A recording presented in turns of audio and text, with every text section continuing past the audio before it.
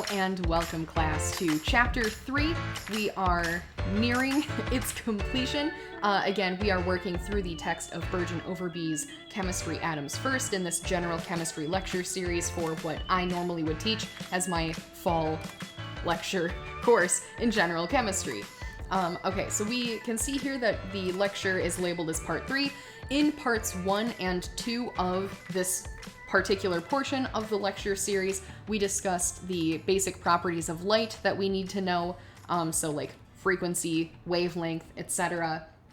And in Part 2, we discussed the strangeness of wave-particle duality, how a particle can act as energy does as pure light, and how light also has the ability on the very small scale to behave as matter does, existing as a particular particle known as a photon. But the question remains of how does, on the macroscopic scale, energy and matter interact? I mean, we macroscopically don't see like brick houses suddenly turning into wavelengths of light, and similarly we don't see light suddenly condensing into a pile of particles on the ground. So how is it that these two seemingly fundamentally different components of the universe interact together? In order to answer that question, we must first give a couple of examples of at least one subset of energy, being light, has observably interacted with matter. And this is going to lead us then to Bohr's model of how light and matter interact on the like quantum scale. All right, so what is absorption? What is, as we can see here, transmission? And also, what is emission? So we can observe light interacting with matter in the following ways. First and foremost, matter is capable of absorbing very specific wavelengths of light. For instance, if we observe the kind of diagram here on the right, we have this labeled green surface, looks pretty conspicuously like a leaf. And leaves, as we also can observe out in the wild, especially in the summertime, appear to be green. The reason why this is because leaves are particularly good at absorbing all of the wavelengths of light that are not green. So red, orange, yellow, and the blues and variety of purples that can come down through the atmosphere via the sun. So the leaf absorbs all of these other wavelengths of light, uses them for internal energy, right? The sun feeds the leaf, but for some reason, just based on the chemical makeup of the leaf, the chlorophyll inside, green light does not get absorbed very well. And as a result, what is not absorbed, we can see, is transmitted. This leaf is very good at absorbing pretty much everything except for green, and as a result, green just goes right on by. It passes through the leaf. It's almost like the leaf is acting like a filter does, or a sponge. It's absorbing everything else, and green just kind of trickles right on through. What is transmitted is the color that we see. So green light does not interact with the leaf. It just kind of bounces off. It either reflects off of it or filters again through it. And as a result, this leftover light, this leftover green light, is exactly what we see coming into our eyes. Now, this is true no matter what the object is that we are observing. If it's like a red shirt, or a yellow cup, or the black asphalt on the street outside, whatever is being absorbed is held inside of the material, and we do not see it. Everything else that is transmitted is what we see. So that red shirt is doing a really good job at absorbing everything from orange to purple. Red is what is transmitted, and it's what we see. Or like in the yellow cup example, red, orange, and then green through purple are being absorbed. Yellow is what is reflected or transmitted, and that's what we see. In the example of the black asphalt, everything is being absorbed and nothing gets transmitted. Hence why we don't see any visible color. It's just emptiness, it's blackness. Anything that's black is the result of everything being absorbed, all of the wavelengths of visible light being absorbed. If an object appears to be white, then that means that nothing is absorbed and all of the visible light gets transmitted and recombines back into white light. All right, well, what happens to all of the light that is absorbed into the material? Like, for instance, again, if we're looking at this leaf, what happens to all of that light that gets absorbed into it?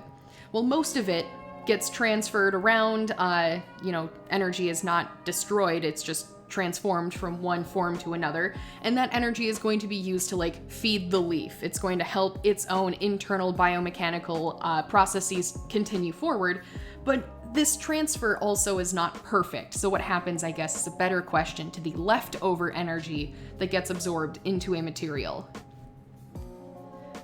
Well, what's left over must be what we call emitted. What is absorbed and not used, so I should caveat that in here, I'll have this little caret, and not used, must then be emitted.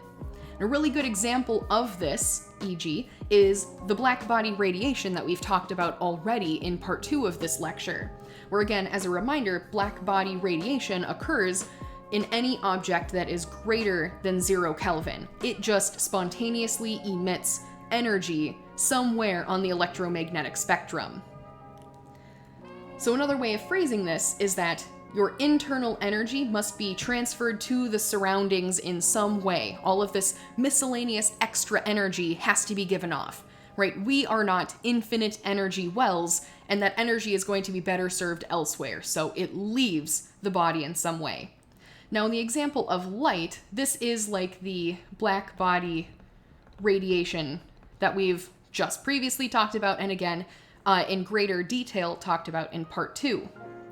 But this is not the only way that radiation can occur, right? Energy is, or takes many different forms. So energy could be given off in the form of heat. Like for instance, if we're observing a car, there's a lot of internal energy that goes towards making the car move, but there is miscellaneous energy that is given off as heat. So I'll just put car here. But if you ever feel like the hood of your car or even the engine itself of your car after it's been running for a while, it is pretty hot. And that is where a lot of that internal energy that was not perfectly transformed into motion gets emitted. Speaking of motion, that is another form of energy that internal energy can be released by. And there is an etc. here because there are so many other forms of energy, right? There's electrical energy, etc.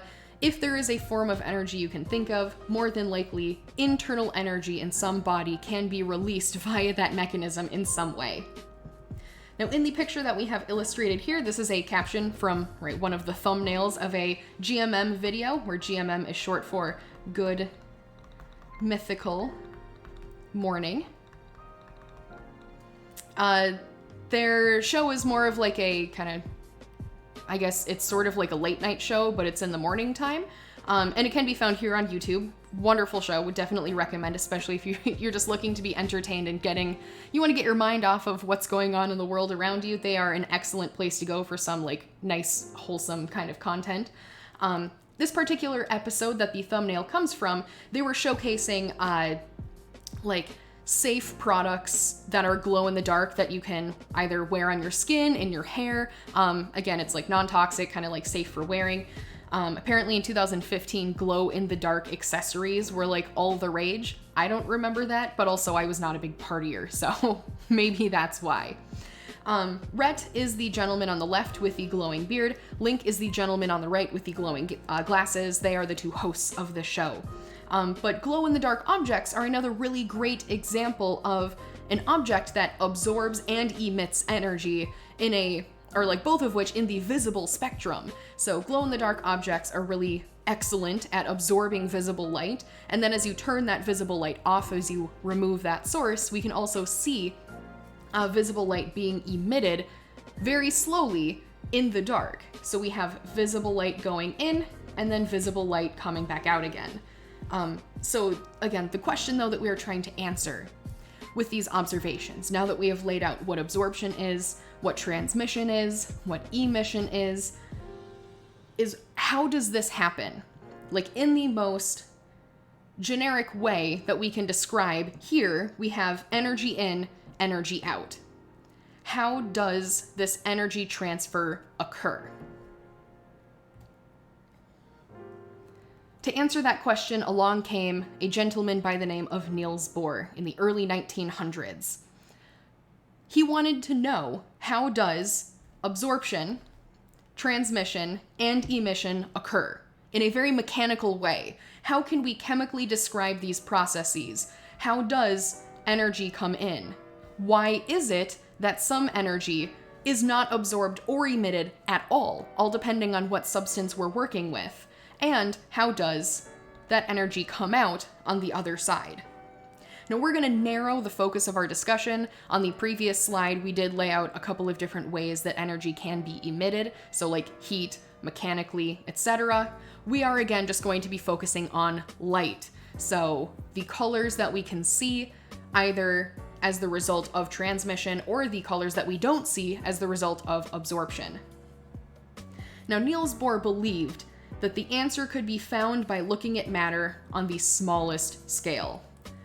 By this point, right, by the point that Bohr was working, matter had been found to be discrete. Subatomic particles had been discovered. So we knew of the electron, we knew of the neutron, and we knew of the proton. Matter appeared to come in very discrete small particles. Similarly, energy had also been found to be discrete. The quantum had already been discovered right at the turn of the century in the year 1900 by Max Planck. And shortly following his discovery, the photon had been discovered by Albert Einstein. So here we have examples of very discrete particles where it appears as though matter and energy cannot be broken down fundamentally any further than these points.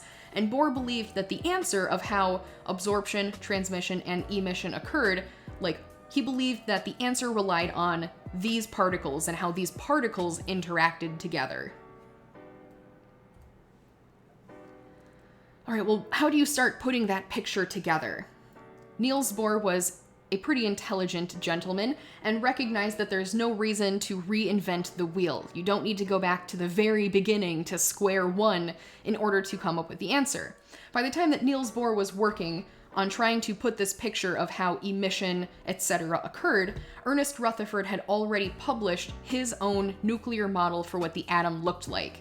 And this we talked about in Chapter 2 of our lecture series. So if you want a good reminder of what Rutherford's model is and how he discovered it, I would suggest you go back to Chapter 2 and revisit it.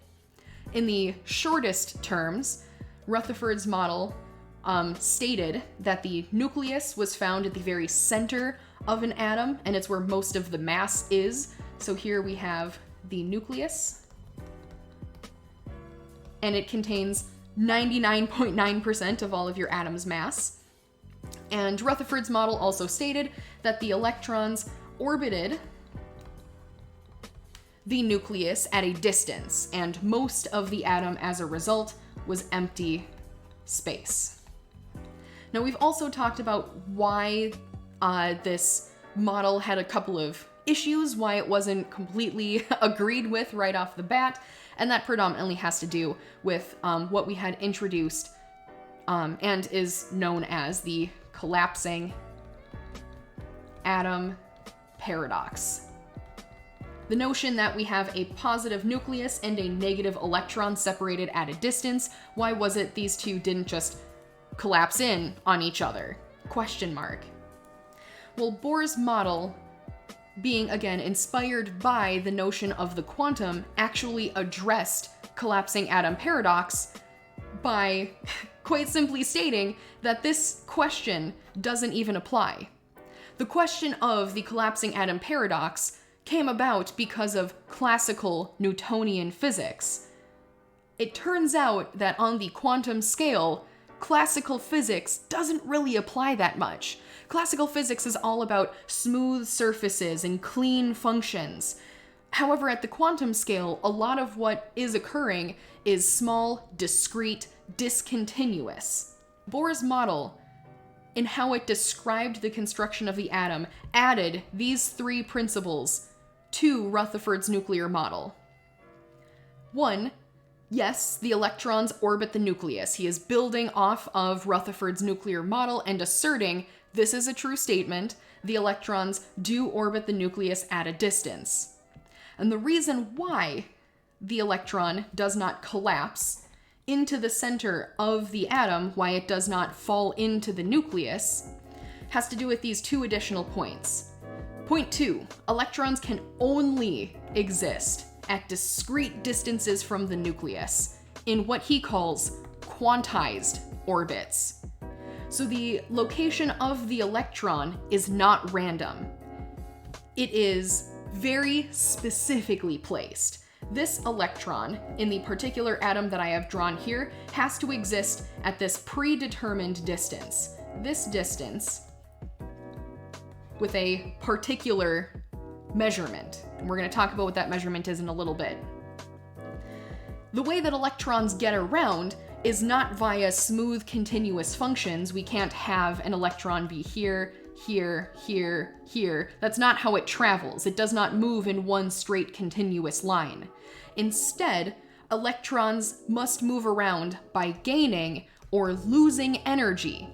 And when they gain or lose very specific amounts of energy, then they are allowed to hop from one place to another. So for instance, the electron that we have drawn in this first little orbital, or orbit, at a particular distance d from the nucleus, has a particular energy signature. And in order for this electron to move from the closest ring to the outermost ring, it must have a particular amount of energy. This second ring also has a unique energy signature. So in order for the electron to move from one place to another, it's going to have to absorb a very particular amount of energy. And if it wanted to move back, it would have to emit a very particular amount of energy. And so in Bohr's model of the atom, we now have answered the questions that we proposed earlier. How is it that matter absorbs and emits energy? It does so via the atom. It does so at the most fundamental level of construction for matter. Matter inherently must interact with energy, with the light around us, or whatever the form of energy is, in this way. We are constrained by the amount of energy that we can hold, also by this construction. We can't hold an infinite amount of energy, because if we did, these electrons would just keep moving further and further and further away from the nucleus, and it would tear us apart. So we need to just by our own nature, like, hold a certain amount of energy, and the leftovers must be emitted away. All right, so Bohr's model can be further explained using the notion of standing waves. So if you are more of a musician, if you understand music or music theory, this is a really good example for you. If you don't understand music or music theory, it's still tangible enough that you will be able to understand.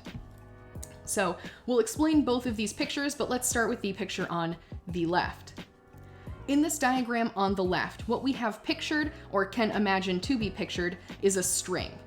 And the string is pinned on the left and the right. So it's one continuous string, and the string cannot move at the ends, right? It's pinned down. Now, if you pluck the string, there are a couple of different ways the string can vibrate. So if we're thinking of like strings on a guitar or a violin or a harp, like whatever the object is, the easiest way and the simplest, the lowest energy way that the string can vibrate is simply up and down. So if we have a string that moves up and moves down, there are no like nodes, it's not too high energy. This we call the first harmonic, or the fundamental. Now we can represent this mode of motion by using this little shorthand, n is equal to 1. It is one simple fluctuation. Now if we pluck the string harder, we can actually change the mode of motion for the string. It's still pinned on the left and the right hand side, but instead of having one smooth continuous wave, we now see that we have a... I did not trace that very well. Oh no. Let's clean this. I'm gonna do a better job at tracing this. Comedic moment. All right, so we now have, instead of one smooth continuous wave going up and down at the same time, we now have a wave that has an upwards and a downwards motion, and we can see right here in the middle, it hits what we call a node. We call this the second harmonic. This is n equal to 2. We can almost think of the n as a representation of how many individual waves we have in between the positions where the string is forced to be stuck. So if we pluck the string even harder, we can increase the number of nodes, as we can see here, and we can increase the number of waves that we have. This is the third harmonic. N is equal to 1, 2, 3 for each of the waves that are here. Now in each of these harmonics, one thing remains in common.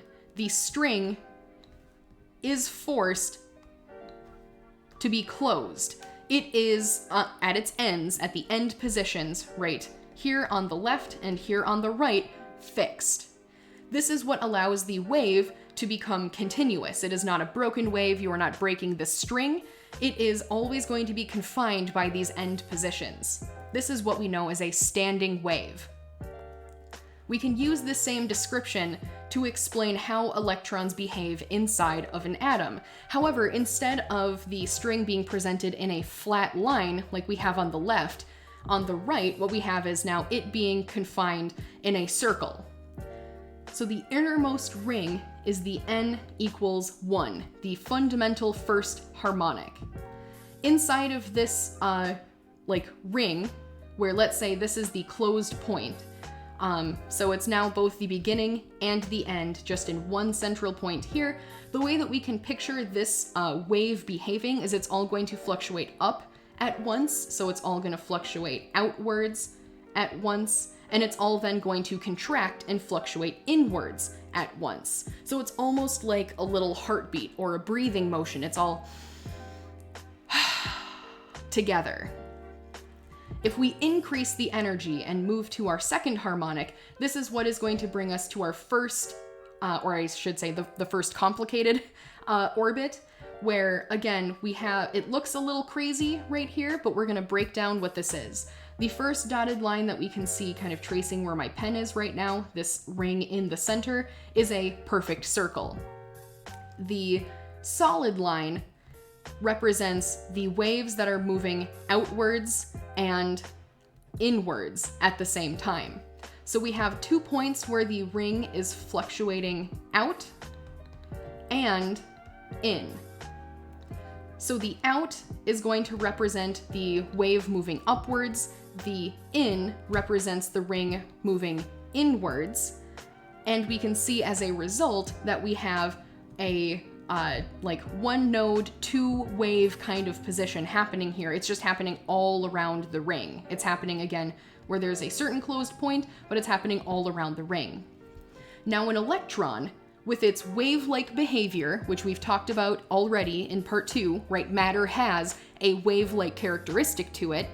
The electron inside of this atom has to also obey the laws of standing waves. Its own wave-like nature causes it to either behave as a first harmonic or a second harmonic or a third harmonic, but either way, the wave as it exists around the atom has to be closed. You cannot have a wave, let's say that starts in a certain place around the atom, that does not connect as you come around the ring. This we call a broken wave. It is not a standing wave, it is discontinuous, it is broken. Electrons cannot break. Electrons must exist in some harmonic. This is the internal orchestra that holds your matter together, that holds your atoms together and prevents them from collapsing. Each electron inside of your atom is singing in chorus, and they must all sing together. In order for the electrons to obey this wave-like nature, in order for it to not break, each of the waves of these electrons as they exist around the nucleus must be closed.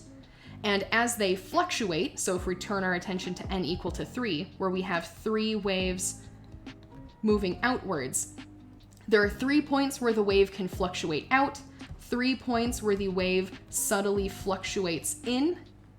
This results in our third harmonic, but there's not a single point as we trace our way all the way around the ring where it's broken. This wave is continuous, it is a standing wave. Now the locations of these waves, again, are sort of predisposed, they're prescribed, they are a part of the fundamental nature of this harmonic. In order for your electron to be low energy in the first harmonic, it must have a certain amount of energy inside of it. In order to go from the first harmonic to the second harmonic, there is a very particular amount of energy that you need to put in to go from n equal to 1 to n equal to 2. You can't add half of the amount of necessary energy because it's not going to work. There is no such thing as n equal to 1.5. You can't have 1.5 standing waves. You have to have 1 or you have to have 2. And the amount of energy you need to get from 1 to 2 is a very particular amount of energy. And so because the electrons have to have certain energies in order to meet this wave-like behavior, they can only exist in certain locations around the nucleus, where the higher the energy, the further and further they can be away, but you can't exist as an electron, let's say, in this particular spot of open space. This does not correspond to a prescribed or predetermined amount of stable energy. This would break the electron at a fundamental level.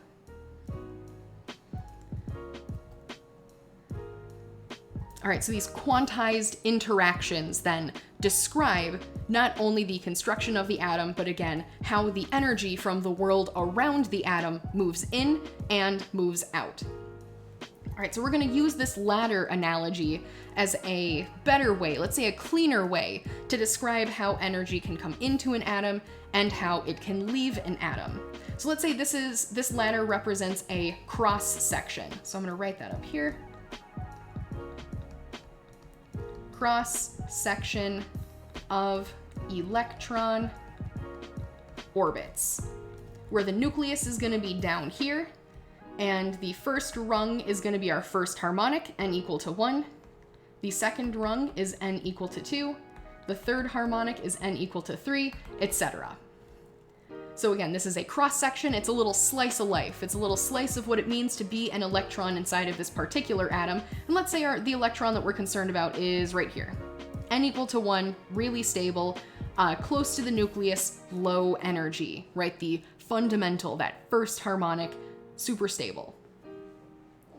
Well, how absorption works is that light, or whatever form of energy is coming in, but let's use light as an example. Here's my little wavelength of light, is going to come into an atom with a particular wavelength / frequency / energy, right? Since we've seen already that light has a particular energy, which can be predicted using our equation E is equal to h times nu, which is equal to h times the speed of light, all divided by wavelength. So we can use this equation as kind of a way to explain what I'm writing here. We have a wavelength and or frequency and or energy that we're going to be considering. All right, so this wavelength of light comes in and interacts with this electron. Let's say the particular amount of energy that this light has is exactly equal to the difference in the energy between the first harmonic and the third harmonic. What this means is that the electron is going to be able to absorb the energy, and in doing so has a place that it can go. The electron is going to move up to n equal to 3.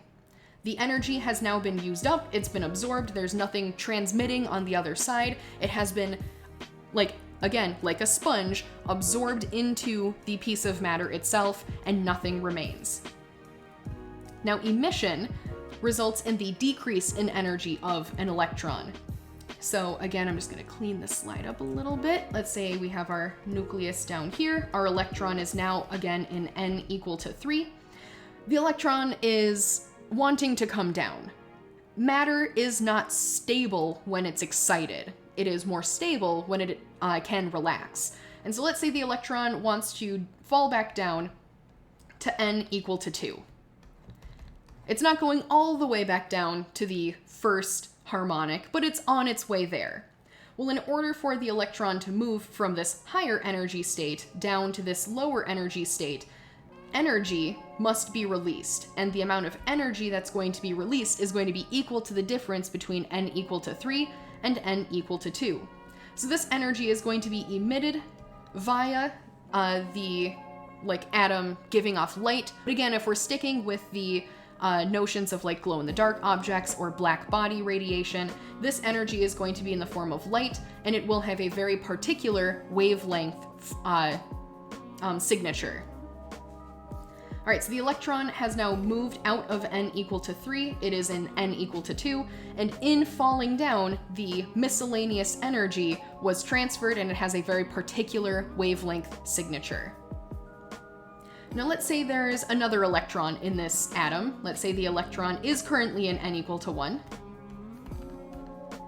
And let's say there is another wavelength of light coming in.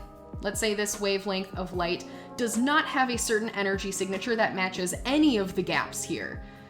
If the electron were to absorb this particular wavelength, let's say it could hypothetically move it into n equal to like, 4.5. However, we've already talked about how this physically cannot happen. There is no such thing as a 4.5, like fifth harmonic. You either have the fourth harmonic or you have the fifth harmonic. And the electron must obey its own internal nature as a standing wave. It cannot break itself. There's no motivation to do that. Why would it? A way that we can think about this in terms of the ladder analogy is if you were trying to climb this ladder, right, first rung, second rung, third rung, etc., you can't put your foot halfway up and try and put any type of weight on it. Your foot would just fall right back down to this fourth rung, this fourth harmonic.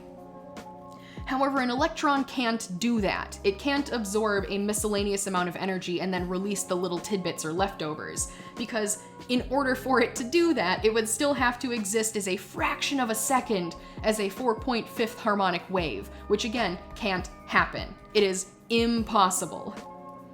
So as a result, this wavelength trying to come in to this piece of matter, trying to be absorbed, right? It's just like, hey, electron, you want to hang out? The electron's like, I don't think I'd have that good of a time. You know, if I hang out with you, I am going to fundamentally break, I am going to decompose, I am going to destroy myself. So how about you just pass right on by, toxic relationship? And the wavelength says, okay, you're lost, and then travels right on through. This is how we can explain the process of transmission. If energy in the form of light is coming into contact with matter, it doesn't mean that the matter has to interact with it. If interacting with that particular piece of light or energy would fundamentally destroy the matter, which can't happen, right? Matter cannot be created nor destroyed. What ends up happening instead is that the matter just doesn't interact with the light and the light just passes straight on through via transmission. So this is what results in our visible color, if, again, assuming the light is in the visible spectrum. All right, so in recap so far, we have Niels Bohr discovering that the quantized nature of matter and light can be used to describe not only the construction of the atom, solving the collapsing atom paradox, but also can be used to describe the processes of absorption, emission, and transmission at the most fundamental level. All right, so that's our recap so far. If you have any questions, feel free to leave questions in the comments below. Like, I haven't said that frequently in any of my previous lectures, and if you're a person in my class, you can just email me directly. But like, in the event that someone stumbles upon this, I realize that we're getting real esoteric with this, and I would love to answer anyone's questions about quantized interactions. I find it particularly fascinating, and I want to make sure that even though this description is fairly esoteric, if you have questions, you have the chance to get those questions addressed. All right, so we've been talking so far, right, more qualitatively, using analogies like standing waves and ladders to try and make sense of how electrons can interact with energy via light being absorbed, emitted, etc. And we've mentioned specific energy gaps, and I've just been using E to represent that. What is E? How can we figure out what these specific energy gaps are between, let's say, n equals 4 and n equals 5? How we can do that is via the Bohr equation, which is listed here. This is going to predict the amount of energy that's going to be emitted by specifically the element of hydrogen. So when Bohr was working, he was working with the simplest atom that we have, where a hydrogen is 1 proton and 1 electron. So we have 1 little proton down here inside of the nucleus, and we only have 1 electron somewhere on this ladder, let's say n equal to 1. So this, in studying hydrogen, we don't have any additional electrons causing attractions or repulsions. We don't have any additional protons or neutrons kind of artificially inflating or deflating the interactions between the electrons. We're keeping it real simple. So in his equation, the change in energy, or the difference in energy between any one of these two rungs, so it's a delta E that we are working with here, where again delta represents change. It is the difference between the energy levels, I should say, of 5 and 4, for instance. The delta E is going to be equal to this constant.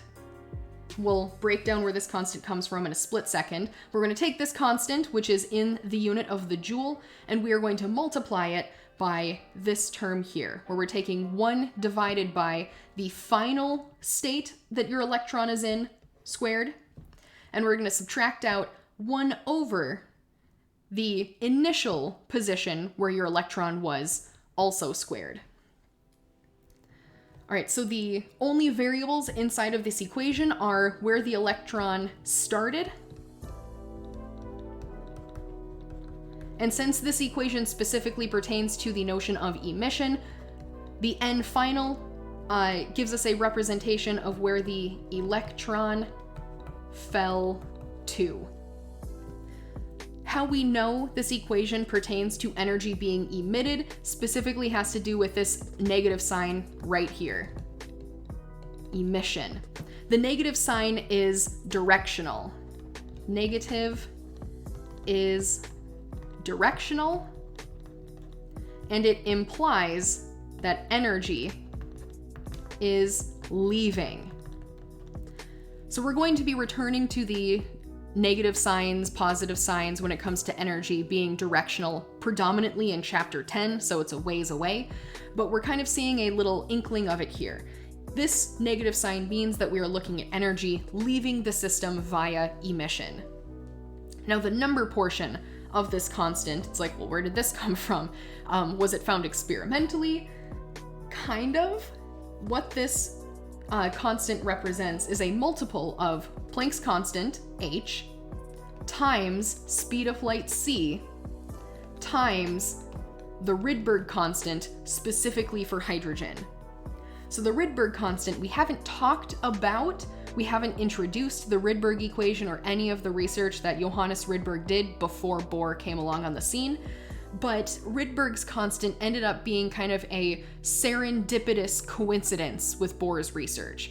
Bohr was predominantly inspired, again, by Rutherford's work, by Planck's work, by Einstein's work, and all of the work that Johannes Rydberg had done on like mathematic modeling of emission spectra, which we're going to introduce again in a split second here. It's kind of the experimental side of things, the way to double check all of this work.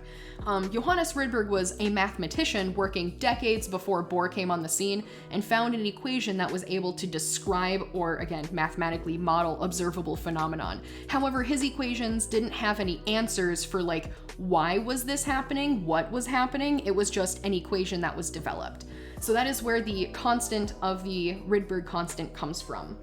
And again, that's a very hand-wavy explanation, but we are not going to spend the time going into any more detail than that. We have to keep moving forward. So the Rydberg constant, when it comes to hydrogen, where this equation is coming from, is equal to 1.097 times 10 to the 7th inverse meters. So from the from Planck's constant, we have the unit of the joule second. From speed of light, we have meters per second. And now from the Rydberg constant, we have the inverse meter. So our units are all going to cancel out, leaving us just with the unit of the joule. The numbers then will multiply together, giving us the 2.178 times 10 to the negative 18. And again, we add the negative sign because we are trying to represent energy leaving our system via emission. All right, well, that was a lot of complicated explanation, but the easiest way to see this equation in action is just to do. So we are going to use Bohr's equation to calculate the amount of energy that is released by hydrogen. Again, his equation was specifically optimized for hydrogen. And the electron we are going to be observing is going to be falling from the 5th shell down to the 2nd shell. So we are starting on our ladder at position n equal to 5, and we are going to be falling down to n equal to 2. So our electrons here, we're going to be falling all the way down here. A certain amount of light with a particular energy signature is going to be given off. The energy is going to be what we calculate. All right, so take some time, see if you can't plug in the numbers yourself, figure out where the n's are going to be going, calculate your energy, and then we will compare our answers. All right, welcome back. Let us calculate the change in energy that is going to be required in this electron. Our delta E is what we are looking for. This will be equal to the negative 2.178 times 10 to the negative 18 joules. And we're going to multiply that by the terms that actually contain the n's. So we have two different n's. We are starting at n equal to 5. We are falling down to n equal to 2. All right, so the ending place, the final resting place of our electron is n equal to 2, right? Final, we can think of as final resting place. The electron then, since it fell to n equal to 2, we are going to take that 2 and we are going to square it in the first term here. We're going to subtract out 1 divided by 5 squared, since the 5 represents the initial position of our electron, where it started. And now we have just one equation and one unknown to solve for, which is our delta E. So in crunching our numbers, what we find is an energy difference of negative 4.574 times 10 to the negative 19 joules, where again, the negative sign here is directional, meaning that this is the amount of energy that is emitted. It is leaving the atom. Now the energy signature is very, very tiny, right, on the magnitude of 10 to the negative 19, but as we have already talked about when it came to looking at the general properties of light, as well as some wave-particle duality kind of calculations, energy values on the scale of 10 to the negative 18, 19, 20 are all to be expected when we are observing very, very small quantum phenomenon. This is a single electron dropping and then releasing one photon of light that has this particular energy to it. All right, so we have now the magnitude of energy, but as we kind of already previously hinted at, if we are assuming that this energy is being emitted in the form of light, and if we know the energy of the light, we know the wavelength of light, we can also calculate what is the color that is emitted. If we were to observe an electron falling from n equal to 5 down to n equal to 2, what would it look like to us in terms of signature wavelength? Well, we can use our equation that we've already discussed, again, and kind of reiterated earlier, and again, rewritten here. Energy is equal to Planck's constant times the speed of light, all divided by wavelength, to find wavelength. All right, we're also going to find the wavelength in nanometers, which is what is written in the wording of this problem, since the nanometer scale is where the visible spectrum lies. All right, so same problem. I just have specifically rewritten that we're going from the 5th shell to the 2nd shell, just to make it really clear that this is the same electron we are observing the fall of. All right, so since we have energy, and we know these two constants, we can solve for wavelength. So I'd like you to try that now. All right, so let's calculate this wavelength. So in rearranging this equation algebraically, in order to solve for wavelength, what we have to do is multiply wavelength up and divide energy down. So the wavelength is going to be equal to Planck's constant times speed of light, all divided by E. Now the E that we have found already, our delta E, on just the previous slide, was negative 4.574 times 10 to the negative 19 joules. So if we take this E and plug it into our equation, we may have observed a little bit of an issue where this E is negative and wavelengths can't be negative. So what do we do about this? Well, it's sort of unwritten in this equation, but here's how we get around this. The E, or rather the delta E that we just calculated, was negative because the sign is directional. Is the energy going into the atom or is it leaving the atom? The negative sign has nothing to do with the actual magnitude of the energy. The magnitude of the energy is still 4.574 times 10 to the negative 19. And we only need to know the magnitude of energy,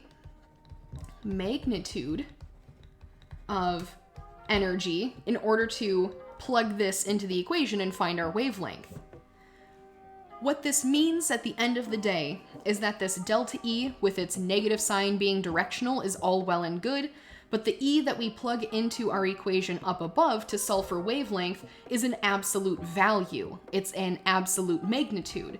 So we can take the absolute value of our energy and insert that in for the energy in our equation here to solve for wavelength. In other words, we can drop the negative sign.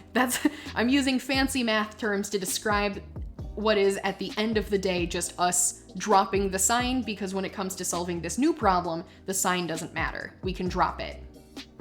All right, so our wavelength is going to be equal to Planck's constant, 6.626 times 10 to the negative 34 joule seconds. And we're going to multiply this by the speed of light, 2.998 times 10 to the 8 meters per second. We're going to divide all of this by E, 4.574 times 10 to the negative 19 joules. All right, so here we can see that joules are going to cancel, seconds are going to cancel. This is going to give us a value of the wavelength in meters. And the value of our wavelength is going to be 4.346 times 10 to the negative 7 meter. Now, we were asked to find this wavelength in nanometers. The reason being, again, is this is going to give us a more direct observation of where it falls in the visible spectrum. So I'm going to take this number, and I'm going to move my calculations up here because I'm running out of space. I write too big sometimes. 4.346 times 10 to the negative 7 meters. And we're going to convert this into nanometers using the conversion of 10 to the 9. Again, 9 starts with an N, nanometer starts with an N, and this is how we can remember exactly which conversion it is that we need.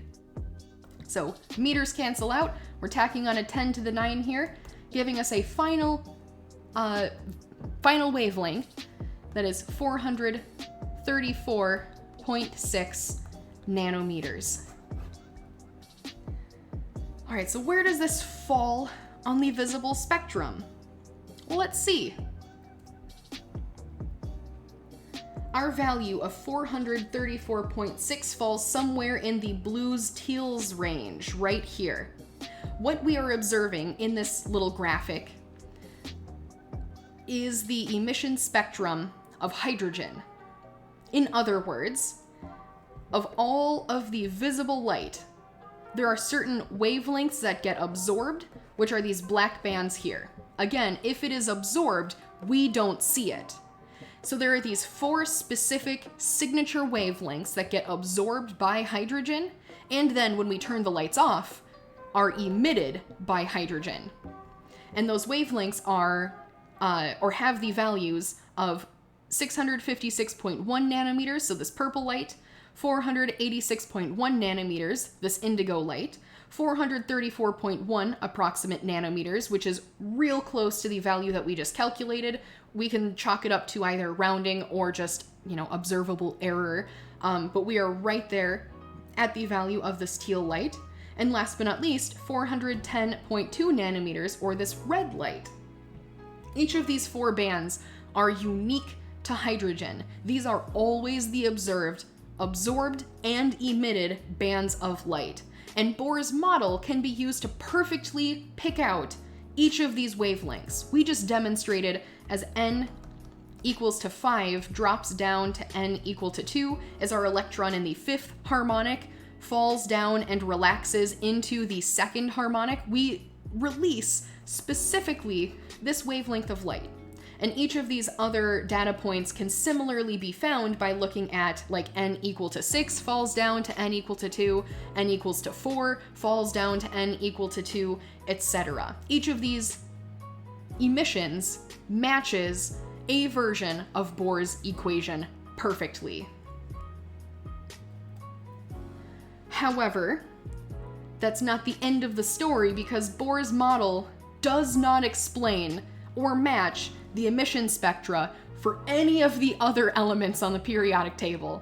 So here we have on this little graphic the emission spectra of each of the elements. Hydrogen's up here with each of the 4 emission bands. The 2 purple ones, like the purple and the indigo, can be kind of hard to see, but the teal's right here, the red's right here. Bohr's model, check mark, works. But as soon as we move on to even an element with only 2 electrons, helium, Bohr's model no longer works. Bohr's model falls apart. Bohr's model actually only predicts 2 emission bands for helium, and yet we see 7. So Bohr's model was a really good step in the right direction, but it does not give us the final depiction for what an atom looks like, nor how that atom interacts with energy in the world around us. And that's going to be what we talk about in part 4 of this lecture, is the ending of the story. What is it that matter is actually made of? How is it put together? And how does it interact with the energy in the world around us? Until then, we have a couple of example problems listed here, corresponding to Bohr's theory of the hydrogen atom, specifically 4 problems that all have to do with using his equation of delta E and being able to understand how the electrons either absorb energy and increase in their energy level, or emit energy and fall in their energy levels. All right, and I'm going to reiterate, since this was, I'm sure if chemistry is new to you, some of the earlier lectures might have been a little bit difficult, even from the get-go. If this is kind of the breaking point for you and you're like, oh man, I don't know if I can do this, I will give you the heads up that conceptually speaking, this is about as esoteric as we get. So if it's the concepts that are difficult, but you can still work with the equations, if you can still at the end of the day wrap your head around the fact that electrons gain energy by absorbing light and lose energy by emitting light, you will be okay. If you do have any further questions and you really do want to try and understand even the most esoteric of how the electrons behave, again, I'm going to reiterate, please leave questions in the comments below. I would love to answer and address them as clearly as I can, so you can not be scared away by chemistry. The quantum is weird. I will be the first to admit it.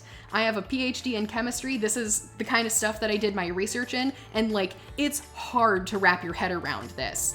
I even at times, having studied this now for 10 years-ish, and by the time you might be watching this, all depending on what year it is, more than that, this is hard stuff. So don't beat yourself up if you can't quite get it. Let yourself, allow yourself that time to process and ask any type of question that you need. All right, if you have homework, do your homework. And until next time, class is dismissed.